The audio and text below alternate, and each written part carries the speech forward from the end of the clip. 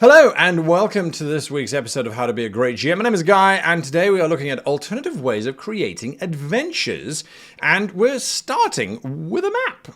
You have a map and you want to create an adventure based on that map. How do we do it and where do we go from here in order to create an adventure? Well, that's exactly what we're going to be talking about in today's video. I do ask though, however, that with a little bit of your patience, you hit that like button because likes, tap, tap, tap, likes help the channel. And if you want to help the channel, if you want to see more videos and that sort of thing, you just tap that like button. It really does help. It's part of YouTube's algorithms and things, and there we go. But where did this idea come from in the first place of using a map to create an adventure? Well, I will be attending Gaelcon. Now, Gaelcon 2024 is in Dublin, in Ireland, and I will be there for the 25th to the 28th of October, which is when the event happens. That's this year. And they said to me, well, would you run a game, please? So I said, yes, of course I'll run a game, but what kind of game should I run? Oh, wow, this is where it gets complicated or tricky, or there's a bit of pressure. It's like, oh, I could run a game that I've run everywhere else. No, but I don't want to do that. I want to do a new game because it's got to be exciting for me just as much as it is for the players. So Gaelcon was like, well, let's do this. And someone reached out to me from Gaelcon. And that someone was Jogbrogzin. And you can find Jogbrogzin at their Instagram space, which is Jogbrogzin. And they are creating this map for Dublin Gaelcon 2024. And this happens to be the venue that the whole thing is going to be taking place in. Now, I don't think it's actually this kind of venue. I think it looks more like a modern-day hotel, but this is a flight of fancy. Nonetheless, so they said, well, here's a map. And I went, well, brilliant. I will make an adventure based on this map. How? What do I do? Where do I go from here? Well, it's a convention game, and I will be talking and doing a video. Remember to put in comments, yes, please do the video on designing adventures for conventions. So I will do a video on that in a little bit. But for this case, my go-to is always, what are the 4 types of adventures? Thwarting, delivering, collecting, and discovering. And I thought, well, thwarting is a good idea because it's pretty straightforward. It's a convention. I don't want them to have to do too much. Collecting and delivering, no. The map doesn't show me collecting and adventuring. Discovering, well, we've got the map already. I kind of want them to know almost the layout of the whole place before they go in. It makes it more interesting because it's a little bit of a subversion of what normally happens. Normally you go, oh, it's a dungeon crawl. I don't know the dungeon, so therefore I'm exploring the dungeon. Aha, but what if you did know the layout of the dungeon? So this is me. This is the beginning of my process, is to say, well, let's subvert what one was expecting. You expect a dungeon crawl. Well, what if you knew what the dungeon looked like? Okay, now it's a bit different. And that starts to then trigger things in my head. And I'm like, okay, well, if you know the map before you're going in, then is it a French manor? Is it a prison? Is it a wizard's residence? What is it that you could know the layout of before you go in? And then what are you trying to do? Well, a prison heist. That to me sounds quite interesting.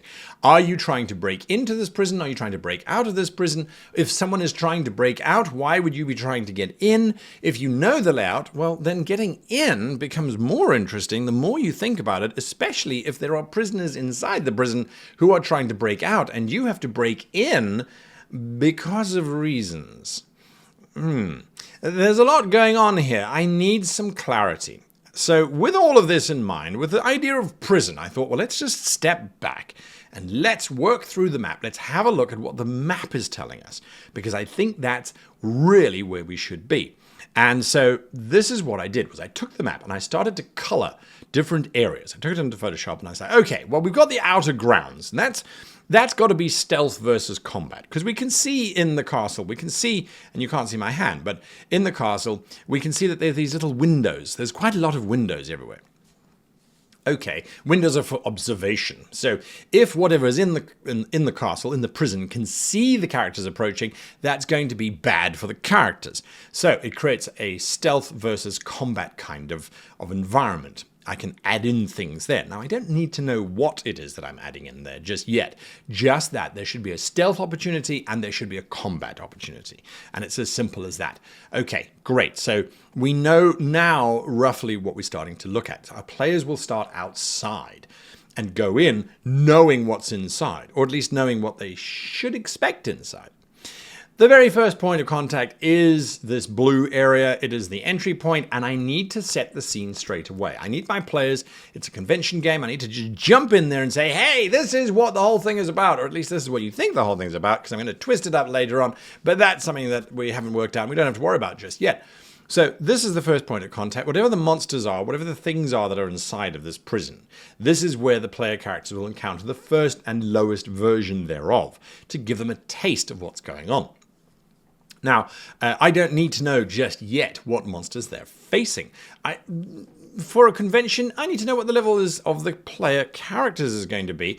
And unlike perhaps your games, I am running the game for the VIPs that are attending Gaelcon. And so I need to discuss with them first, well, what level would you like to play? If they're playing higher level monsters and characters, then obviously the monsters need to be higher level. I also need to figure out what role-playing system they want to play, because that could also change. And as a result of that, of course, well, then I will need to change up the game. I'm creating a system-agnostic game, pretty much. But fantasy is kind of implied. Anyway, let's see what happens. So then I needed to map out the rest of the space, and so very quickly I'm going to work through it. Here is the judge and the guards, and it's a social situation to explain what is the situation. But you can see I've put my notes down there. Well, what is the situation? I don't know what it is. We're breaking into a prison because it's interesting. But what's interesting about it? So if the guards in this sort of bluish green area, they let the player, they will quickly, get in before it's too late, Something's going on.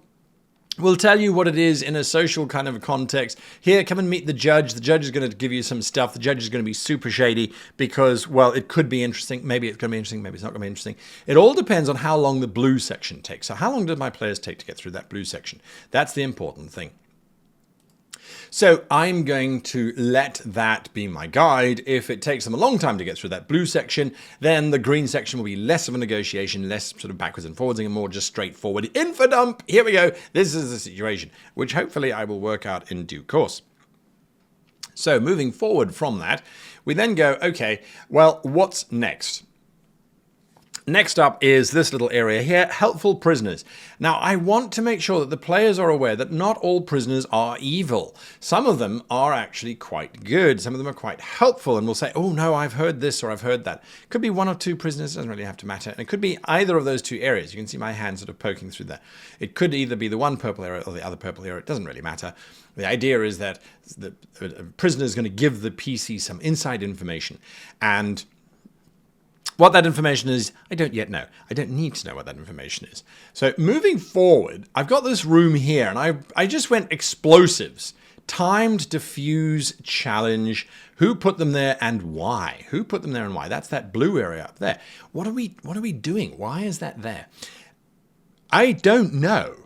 I do not know. And this is the important thing. Still up in the air. But I've got this blue area, and I want it to be full of explosives. Explosives are fun. They put time pressure on us, and we need a bit of time. We've had social, we've had some combat, now we need some time pressure. So I've got explosives in my back pocket, which means that we've got to finish off the rest of this castle.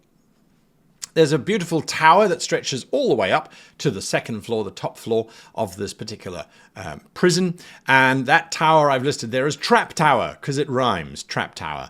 What kind of trap is it going to be? Again, this depends on how long my players have been taking. More complicated if they've taken less time, less complicated if they've taken more time.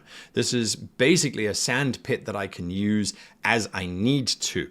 What could those traps be? Well, the stairs could flatten out in a prison sort of context is what I'm thinking. It could flatten out, it could open up, it could have blades that shoot out, it could be that the tower only appears if you have a specific key code combination.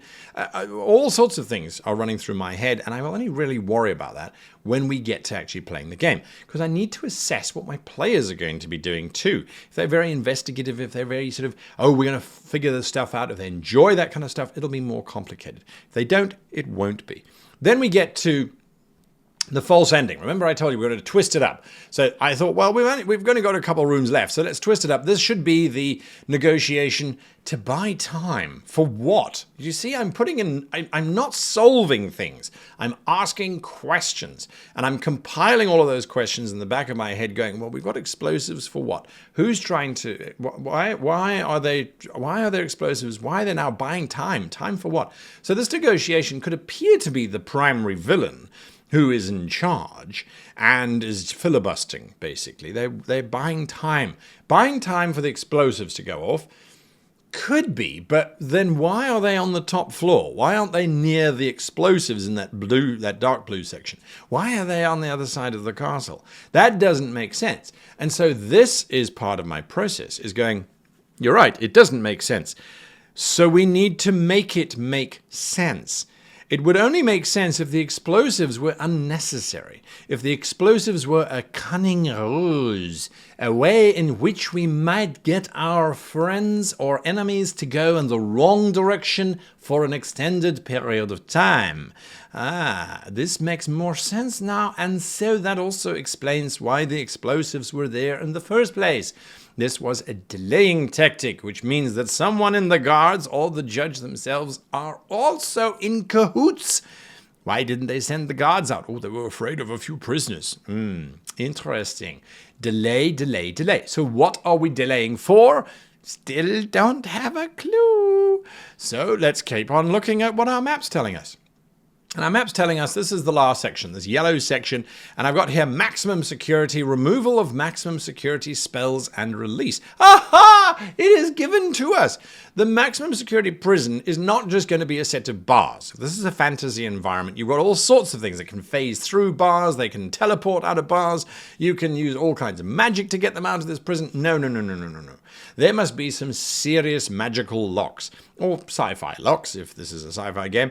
There must be some serious locking mechanisms that are requiring the real bad guy, the real villain, to have to work through them. Hence why they need, in the orange section, a negotiator, and in the blue section, explosives. They need to keep whoever is trying to stop them as far away as possible whilst they break this whole thing down. Huzzah! So our PCs have got an adventure where they think they're just trying to stop some prisoners. And they'll think that throughout most of the adventure until they realize, oh my God, this whole thing is just a giant sandbar trying to slow us down from actually getting to the point that we're going to get to. Now, at the same time, this is where my diabolical mind is going. The players also could just go straight up that red tower, ignoring the whole ground floor, going straight up. That's fine. The negotiation suddenly becomes, well, Mr. Bond, yes, you have managed to make your way all the way through right to the end and avoid everything. That's very cunning of you. However, you should be aware that whilst you are standing here, there are explosives which are going to destroy this entire complex, everybody in it, including yourselves, as well as the innocents which are now being hosted in that territory, which I previously had indicated was guards and judges. Well, that's actually now prisoners, innocent prisoners. So you could go back and try and stop the bomb, the explosive, or you could continue on your way. It's your choice, really. So I get the opportunity of being able to redirect the PCs. Now go back and stop the bomb before the bad guys escape. One of those wonderful little moral dilemmas that Hollywood is so very, very, very fond of. And so that then leads me to say, right, so the prison of Nilbud Prison, which is a cheap way of me just spelling Dublin backwards, right? I didn't say coming up with names was going to come up with amazing names, but Nilbud Prison, I think if you say it quickly, Nilbud Prison, welcome to Nilbud Prison. You will never escape from this place unless you are very good at escaping, or it's a Tuesday. Nilbud Prison, Dublin backwards, has now been created. And there we go. The villain plants explosives to keep the PCs busy whilst he cracks the magical locks on the maximum security cell in the upper level. And that is the entire thing. That's it. I've got my adventure. from my map. And I could probably run this map 20 times and come up with 20 different types of adventures. This is just the one that spoke to me the most and that came to me as fast as possible. And so when I then break it down into an actual adventure, the monsters are mixed. It depends entirely on the characters and the type of game that we're playing. The traps are all time sinks, so I need to make sure that whatever they're doing, they are sinking time into the whole thing. NPCs, it's good versus evil, and it's different layers of good and different layers of evil, because I think that's more interesting.